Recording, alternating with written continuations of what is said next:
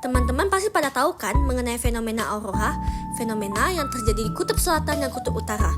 Tapi, kalian tahu nggak sih bagaimana fenomena ini terjadi?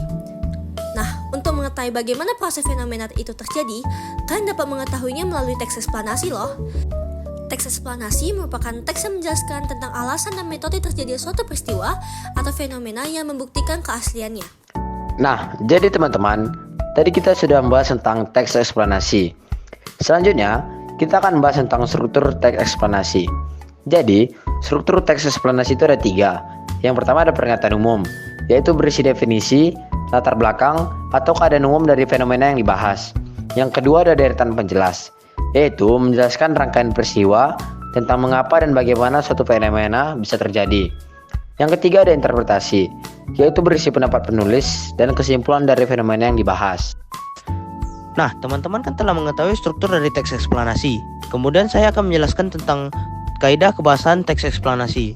Yang pertama ada konjungsi kausalitas, kata penghubung yang menyatakan sebab akibat. Contohnya oleh sebab itu, karena, sehingga. Yang kedua ada konjungsi kronologis, kata penghubung yang menyatakan waktu. Contohnya kemudian, lalu, setelah itu. Yang ketiga ada kata kerja pasif, kata yang bentuk dasarnya berimbuhan di, ter.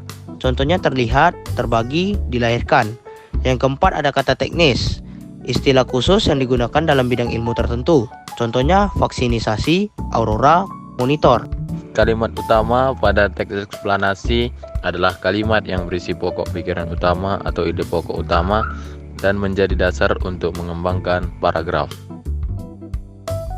Selanjutnya adalah kalimat penjelas. Kalimat penjelas pada teks eksplanasi adalah kalimat yang berisi penjelasan dari kalimat utama untuk mengembangkan paragraf. Berikut adalah contoh paragraf teks eksplanasi.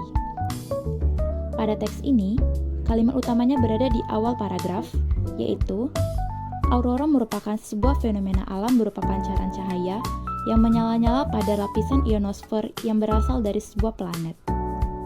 Sedangkan kalimat penjelasnya adalah aurora muncul sebagai akibat dari adanya interaksi antara partikel bermuatan yang dipancarkan oleh angin surya dengan medan magnetik dari planet tersebut.